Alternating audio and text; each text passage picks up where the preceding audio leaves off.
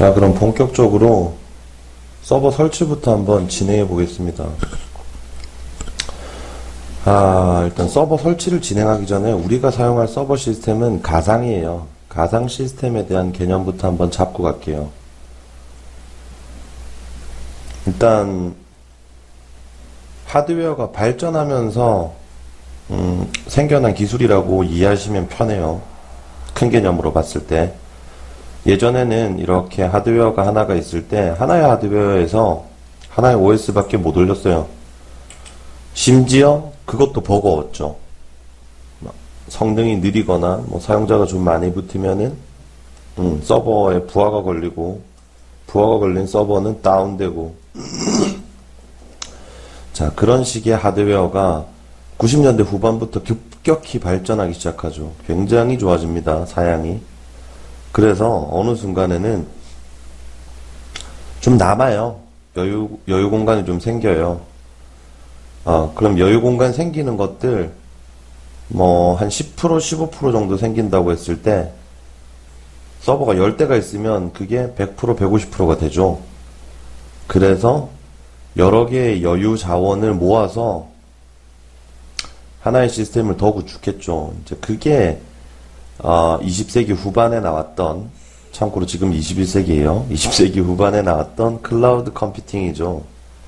이제 그런 식의 개념에서 아예 그냥 하드웨어가 더 발전해 버리니까 머신 하나에 여러 대의 OS가 올라가는 거죠. 여러 대의 서버가 올라갈 수 있었던 거예요. 이제 그걸 가능하게 했던 게 이 하이퍼바이저란 기술이죠. 플랫폼이라고 생각하시면 돼요. 우리가 자바로 만들어진 프로그램을 사용하기 위해선 자바 VM을 설치해야 되죠. 그죠? C샵으로 만들어진 걸 사용하기 위해서는 .NET 프레임워크를 설치해야 돼요. 그런 것처럼 하나의 플랫폼이라고 생각하시면 돼요. 하드웨어와 OS 사이에서 존재하고, 물론 드라이버보다 더 밑에 있어요. 이 플랫폼을 통해서 가상의 다수의 머신을 사용할 수 있다. 가상으로 다수의 OS를 구성할 수 있다. 라고 이해하시면 됩니다. 일단 일반적인 과정에서는 지금 여러분들이 사용하고 있는 PC 생각하세요. 여러분 PC 안에 이런 PC 하드웨어가 있으면 실제로 OS는 윈도우 7이든 8이든 10이든 그 OS가 하나 올라가 있죠. 자, 그리고 가상화란 개념은 하나의 하드웨어에 다수의 가상 머신들이 올라와 있는 거죠. OS라고 생각합시다, 우리 편하게. 자, 그리고 이제 시간이 더 지났어요. 시간이 더 지나니까 이 하드웨어 관리에 대한 부담이 있죠. 부담이 있고, 하드웨어를 즉시 구매해야 된다는 시간적인 위험 부담. 하드웨어 구매를 하고 싶다고 했을 때 HP나 IBM 쪽에 연락해서 서버 하나 주세요 라고 하면 예, 알겠습니다 하고 당장 배달 오는 게 아니죠. 중국집처럼 시간이 꽤나 오래 걸려요. 그런 시간에 대한 부담, 또 굉장히 비싸죠. 그 비용, 서버 한 대 구매할 때 싼 건 1000만원짜리도 있어요. 근데 이제 비싸죠. 보통 2, 3천은 그냥 넘어가죠. 자, 그런 부담들 때문에 하드웨어조차도 이제 데이터 센터에 놓지 않을래, 그냥 우린 쓰다 버릴래, 사용한 만큼만 요금을 낼래 라고 이제 요즘 기업들이 선택할 수 있는 선택지 중 하나로 떠오르고 있는 게 클라우드죠. 클라우드는 이렇게 구름으로 표시했듯이 하드웨어가 어디 있는지는 몰라요. 어디 있는지는 몰라요. 어쨌든 내가 신청하는 만큼 다수의 가상 머신을 구성할 수가 있는 거죠. 자, 그러면 여기서 우린 생각해 볼 수 있죠. 대체 하이퍼바이저가 뭐야? 하이퍼바이저란 하나의 하드웨어에 다수의 시스템을 구성하는 기술이고요. 간략히 말하면 서버 가상화, 클라이언트 가상화, 네트워크 가상화, 스토리지 가상화를 하나 총체적으로 아우르는 플랫폼이라고 생각하시면 돼요. 얘가 있기 때문에 다른 것들이 다 가능한 거예요.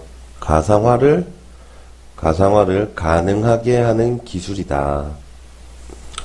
자, 구성을 보면 이래요. 하드웨어 위에 하이퍼바이저가 올라가고 그 위에 OS가 올라간다.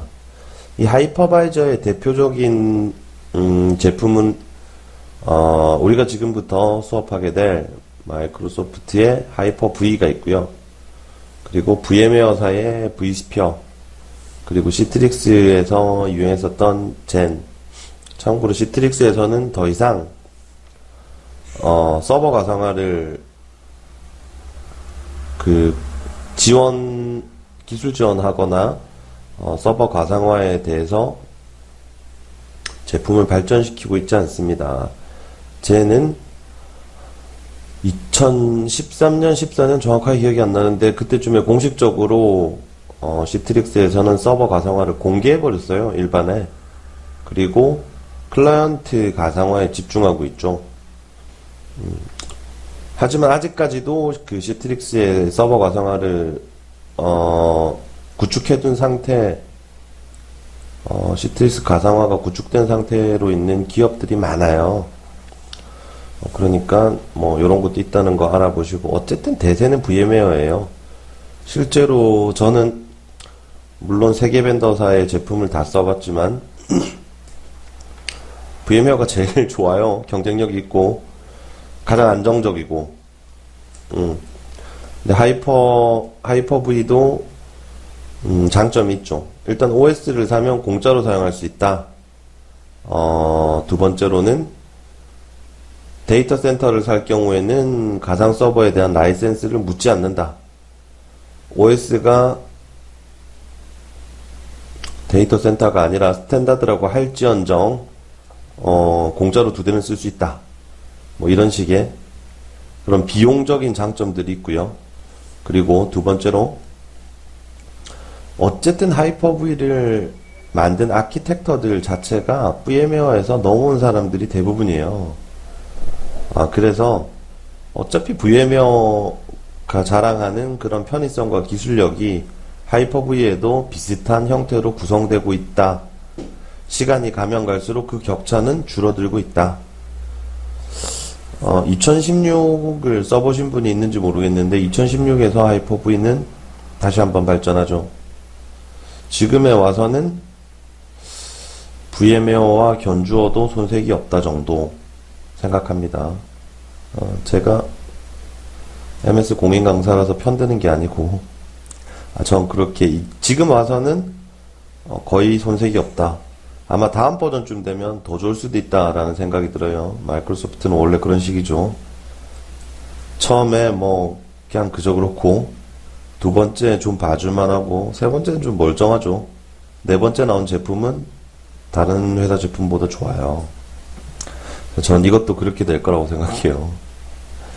자, 가상 시스템을 이런 식으로 구성할 겁니다.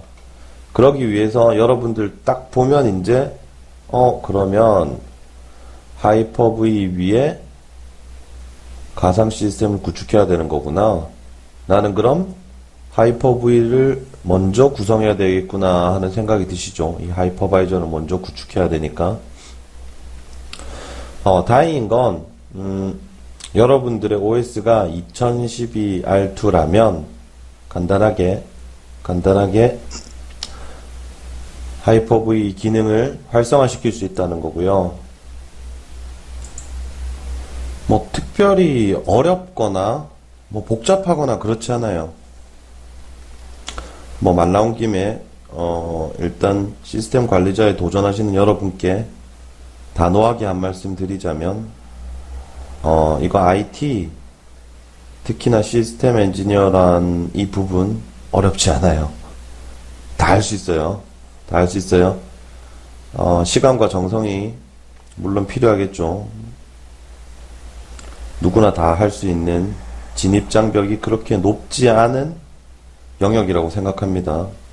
제가 할 수 있었으니까 여러분도 할 수 있을 거예요. 자, 일단 하이퍼V를 구축하기 위해서는 이런 식 혹은 요소 뭐 이렇게 세부적인 항목이 필요해요. 일단 가상 시스템이기 때문에 가상 네트워크도 필요해요. 그리고 가상 디스크, 가상 저장 공간도 필요하고요. 그리고 이것들이 됐을 때 가상 서버도 구축을 할 수 있는 거고요. 그리고 이 하이퍼바이저의 하나인 하이퍼V를 컨피그레이션을 또 조정할 수도 있어요. 편의성을 생각할 수 있다는 거죠. 뭐 우리 같이 하나씩 살펴볼 테지만 미리 한번 보자면, 일단 가상 네트워크는 이런 식으로 구성해야 돼요. 익스터널과 인터널로 구분해서 구축을 해야 되고요. 뭔 소리냐면 안에 라우터를 몇 개를 가상 시스템에 넣을 건지 먼저 고려를 해야 된다는 거예요. 가상 시스템을 모든 가상 시스템이 인터넷과 연동되는 거는 보안에 취약하겠죠. 보안에 취약해요.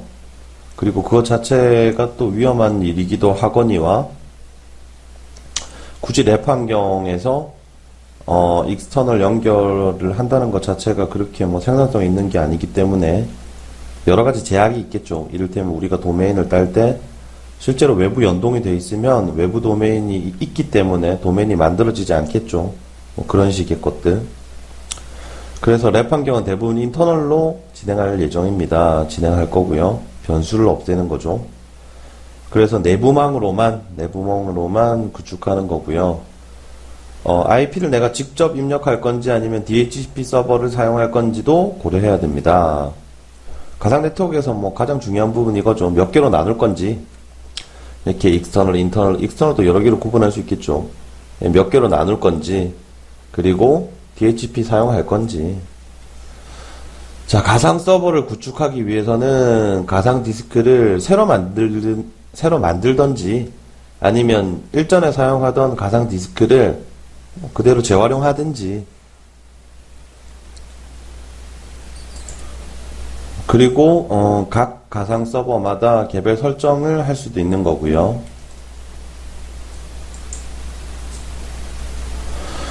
자, 우리는 가상 시스템을 서버, 클라이언트 모두 설치할 거예요. 일단 서버는 우리 강의가 2012 R2 강의이기 때문에 서버는 2012 R2 위주로 갈 거고요. 클라이언트는 윈도우즈 7, 8, 10 다양하게 갈 겁니다.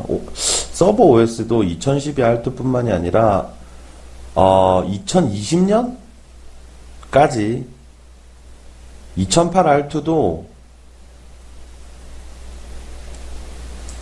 기업에서 사용할 수 있는 라이센스가 남아 있어요. 2020년까지 EOSL이 안 끝나요. 그러니까 여러분들은 적어도 4년 정도는 2008 R2를 더 다뤄야 되기 때문에 2008 R2도 설치해서 구성할 예정입니다. 그리고 설치는 기본 설치를 진행할 거고요. 실제로 설치하는 거 보면 윈도우 7이랑 비슷해요. 어렵지 않아요. 자, 지금부터 하는 강의가 본격적인 윈도우즈 서버 2012 R2에 대한 강의라고 생각하시면 돼요. 펀더멘탈에 대해서는 지금까지 설명을 드렸고요. 물론 강의 가운데서 지속적으로 말씀을 드리겠지만 실제 서버는 이렇게 생겼어요. 이렇게 생겼고, 가상 서버를 만드는 하이퍼바이저를 컨트롤할 수 있는 또 매니저 부분이 필요하겠죠. 그걸 하이퍼V 관리자란 곳에서 우리는 관리할 수 있어요. 하이퍼V 관리자는 이런 아이콘으로 생겼고요. 열어보면 이렇게 나와요. 왼쪽 편에 하이퍼V 관리자랑 지금 호스트에 대한 정보가 나오고요. 가상 머신은 여기에 표현이 되고요. 오른쪽 부분에는 개별 가상 머신에 대한 이런 작업 부분들, 이런 부분들이 나와 있어요. 검사점은 스냅샷인데 좀 우리나라 말로 바꾸니까 조금 이상하죠. 검사점이 그렇게 직관적으로 와닿진 않아요. 자, 그리고 아랫부분을 보면 이렇게 요약된 버전의 정보, 메모리 정보, 네트워크 정보, 그리고 복제가 가능한지. 지금은 저도 하이퍼바이저를 하나밖에 사용하고 있잖아요. 서버도 하나밖에 없고, 호스트 서버도 하나밖에 없고, 그래서, 클러스터링이라든지 복제가 가능한 상태는 아니에요. 다수의 서버가 연결돼 있다 그러면 그 위에 올라와 있는 가상 서버들을 복제할 수도 있고, 마이그레이션 할 수도 있고, 그렇죠. 자, 일단 이 하이퍼바이저를 먼저 구성을 해야 되는데, 요거 하나 기억하세요. 윈도우 서버는 두 단계를 거쳐서 서비스를 진행합니다. 어떤 두 단계냐? 1단계에서 역할 혹은 기능을 추가합니다.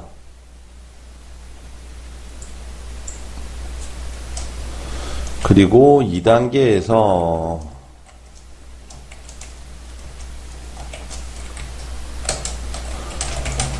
구성을 합니다. 구성 마법사를 이용한 자동 구성이 있고요.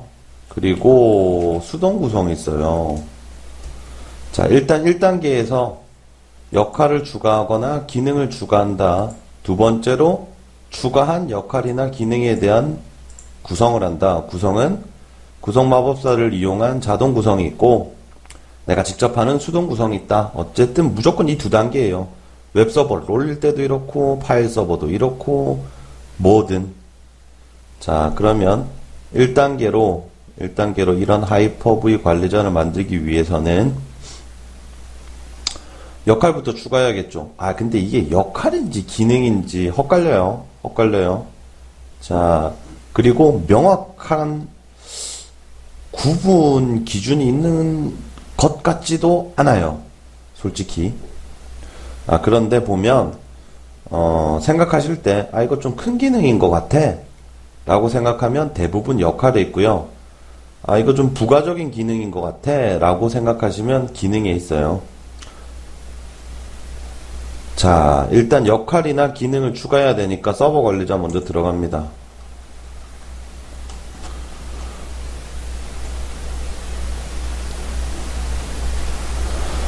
아직 2012 R2를 설치하지 않으신 분들은 이 강의에서 하이퍼V를 올리고 다음 강의에서 가상 머신을 설치하는 거 그것까지 보시고 본인의 머신에 하이퍼V를 설치하시도록 권고드립니다. 무턱대고 하지 마시고요.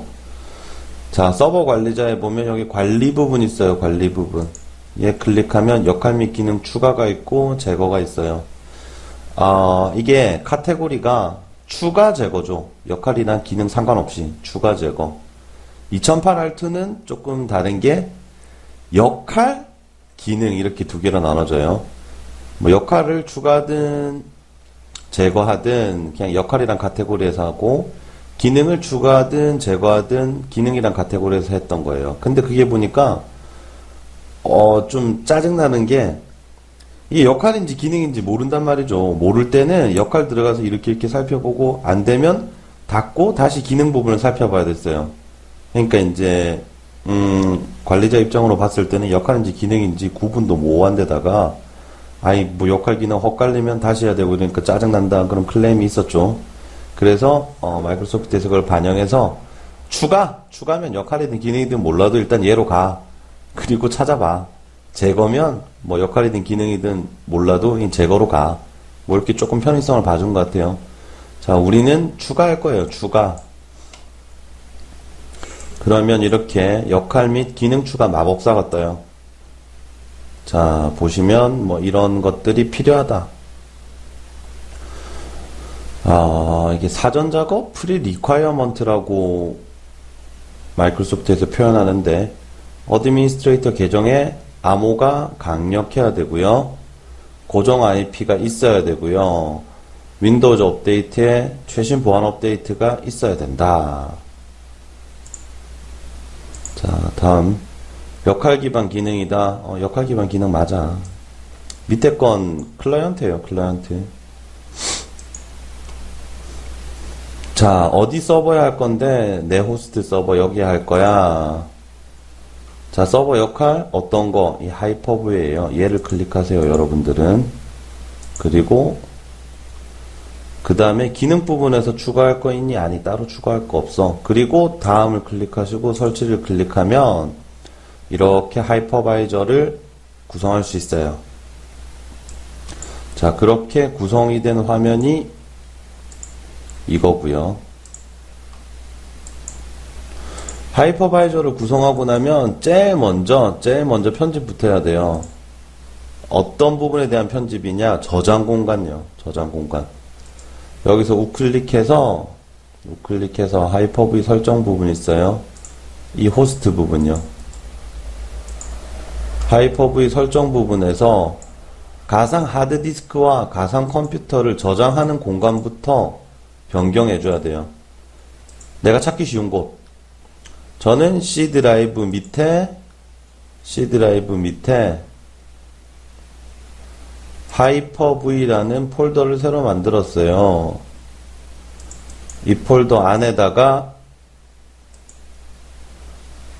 가상 하드디스크와 가상 컴퓨터를 저장합니다. 자동 저장되는 곳이죠. 자, 이 부분 하나, 그리고 두 번째 부분, 고급 세션을 허용하는 거 클릭하시고요. 사용자 부분에서도 고급 세션을 허용하는 거. 자, 지금 보시면 카테고리가 두 개다 같은 건데 쉽죠? 서버가 있고 사용자가 있어요. 머신 유저라고 표현합니다. 자, 이게 마이크로소프트의 관리 카테고리, 관리 아키텍처라고 이해하시면 되고요. 우리 클라이언트든 서버든 사용자가 여러 명이 있을 수 있죠. 그래서 개별 사용자를 컨트롤하고 싶을 때는 이 사용자 설정에다 하는 거예요. 근데 사용자에 상관없이 이 서버는, 이 머신은 무조건 이래야 돼 라는 설정이 있으면 서버 부분에다가 설정하는 거죠. 컴퓨터 부분에다가 사용자 부분, 유저 부분, 서버 부분, 컴퓨터 부분 같은 말이에요. 자, 요 두 개로 카테고라이징을 시켜서 두 개로 구분해서 관리하는 거.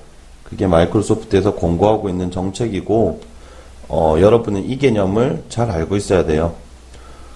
뒤에 나올 부분이지만, 그룹 정책, 혹은, 로컬 그룹 정책, 혹은 우리가 레지스트리를 편집할 때, 어떤 식의 관리를 할 때든 이 구분에 대해서 이해가 있어야 돼요.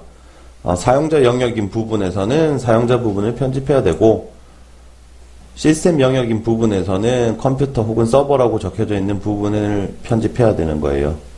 그럼 생각해 볼 때 뭐가 더 강할까요? 사용자에서 설정이 돼 있고 컴퓨터 부분에서도 설정이 돼 있다. 그러면 두 개가 싸우면 누가 이길까요? 당연히 컴퓨터 부분이 이겨요. 자, 그러면 우리는 뭔가 강력한 정책을 펴고 싶을 때는 컴퓨터 부분, 서버 부분에다가 설정을 적용하면 되겠죠. 자, 그리고 하이퍼V 같은 부분에서는 이렇게 동시에 둘 다 고급 세션을 허용해야 됩니다. 고급 세션을 허용해야지 호스트 서버에서 가상 서버로 복사 붙여넣기가 돼요. 필수적이죠. 복사 붙여넣기를 사용하기 위해서는 얘를 허용해야 돼요. 자, 요 두 가지 수정하세요. 수정을 하시고, VM을 만들어야 되고요. VM을 만들기 위해서 필요한 거는 일단 가상 네트워크를 먼저 만들어야 돼요. 가상 네트워크를 먼저 만들어야 되고, 윈도우즈 서버 2012 R2에 대한 ISO 파일이 있어야겠죠. ISO 파일은 간단히 구할 수 있어요. 자, 구글에서 윈도우즈 서버 2012 R2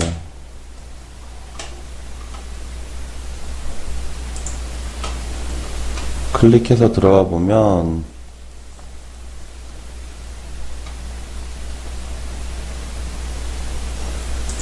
안 나오네요. 이렇게 쳐봅시다. 2012 R2 평가판. 그렇게 치니까 평가판 다운로드 링크가 나와요. 자, 2012 R2. 네, 이 평가판으로 다운로드 받으시면 되고요.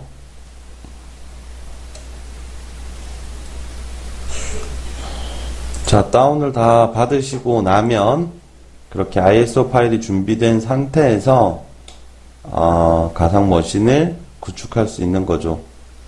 혹시 하이퍼V를 올릴 때 실패를 하는 경우가 있다라고 하면 바이오스에서 CPU 부분을